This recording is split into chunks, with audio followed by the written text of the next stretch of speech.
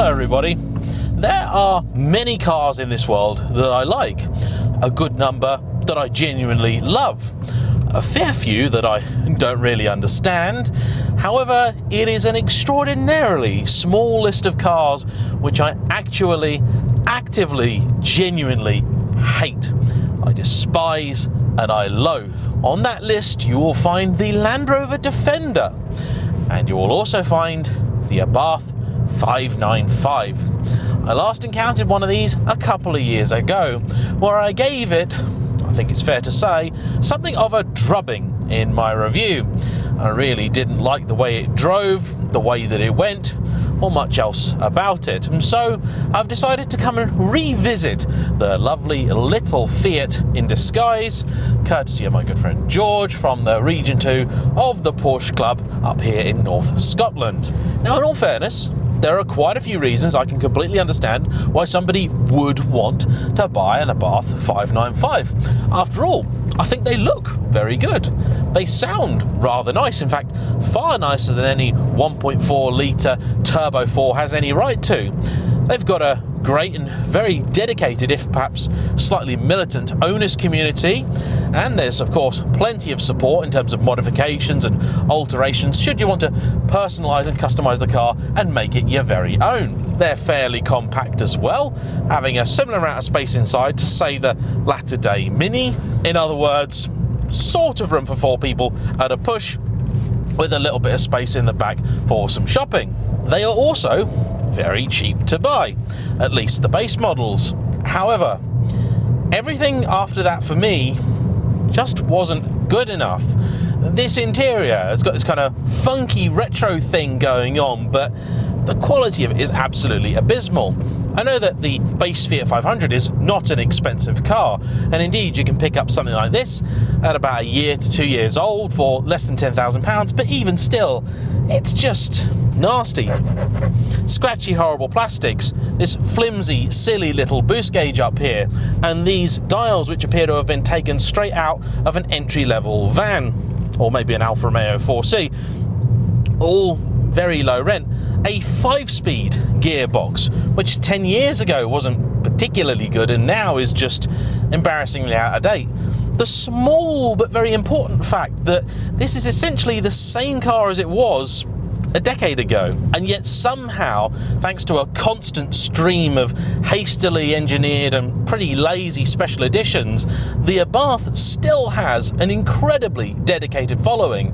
I mean, as far as I'm concerned, at the present time, the Abarth lineup is one car. That's not even a lineup. You can't line one car up. That's the sole model in the range, and I know there's a million different variations of it, but it's still basically a Panda in a frock.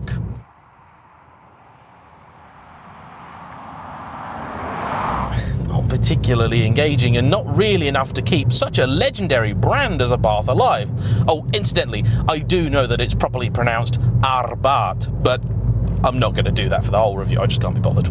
So, the big question is this. The one thing that most owners and I seem to disagree on was how fun this car is to drive. Now, I previously took one out with a sort of half-baked engine mod on some still pretty damp, cold, and in some cases frosty roads. So I thought it'd be a good idea to revisit the car in perhaps slightly more favourable conditions. So we have some sunshine. It's not particularly warm, it's about 10 degrees out there, but it's dry, and we've got some beautiful, lovely Scottish roads ahead of us to find out whether I've perhaps been unnecessarily harsh on the little tarted up Fiat.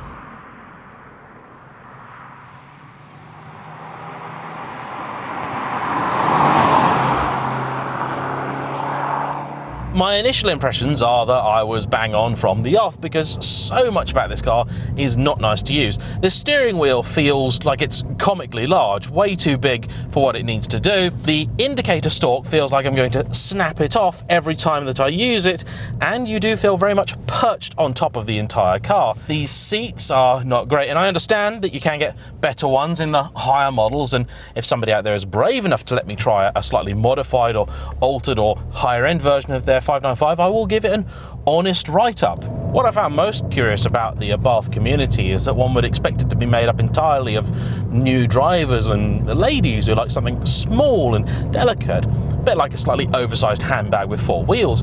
However, nothing could be further from the truth. Many dedicated and serious petrol heads who could afford much nicer things love their Abarths. They absolutely will not have a bad word said against them.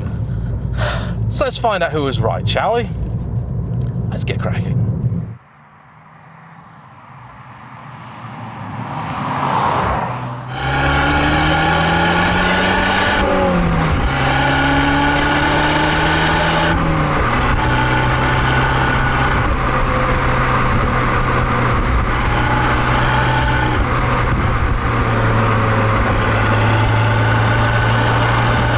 In standard guise, this little 145 horsepower engine is reasonably punchy. It's got enough poke to please your sort of novice petrol head, and for a city car it's actually pretty decent. The ride is perhaps a little better than I recall. It's not punishingly firm, and that is impressive when you consider the fact that this car has essentially no wheelbase at all.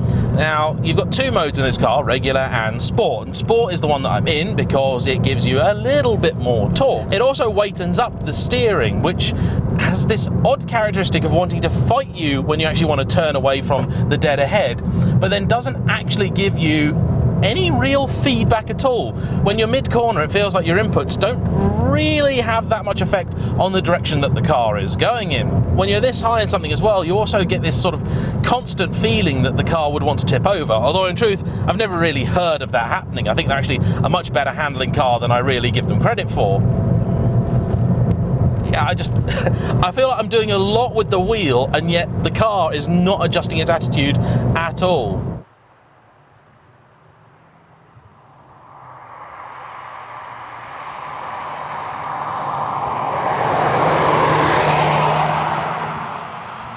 Now, the last one that I drove had this little tuning box fitted, which in fairness wasn't in a final state of tune, and I think actually did ruin proceedings. This one, being dead standard, is a lot better.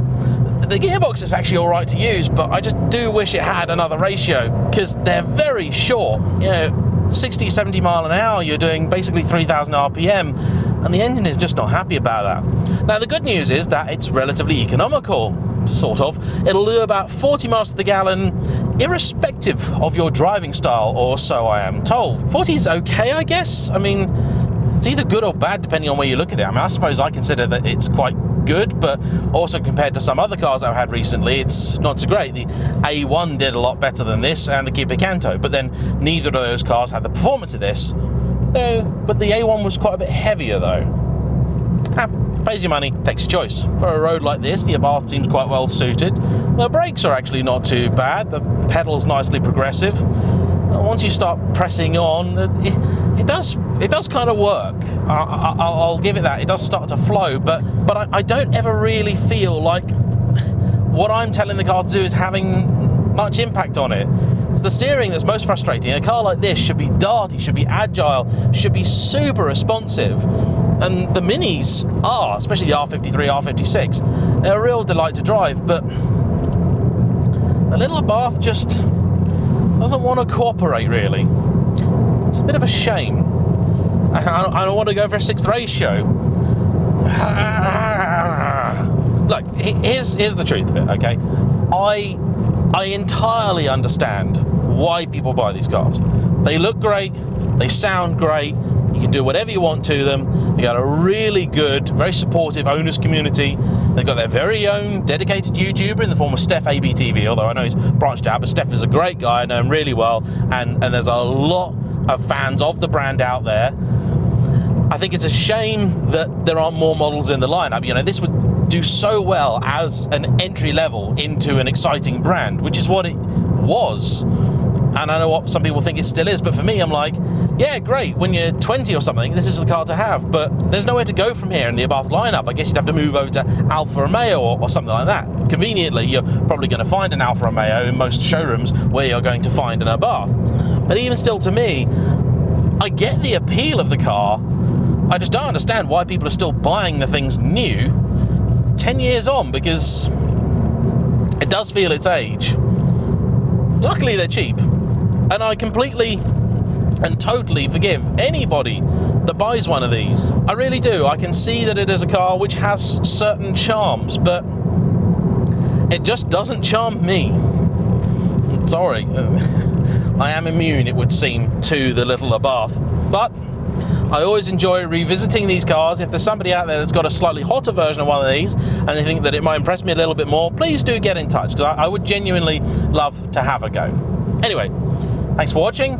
Please like, comment below, subscribe if you haven't already, and I'll see you for the next one. Bye-bye.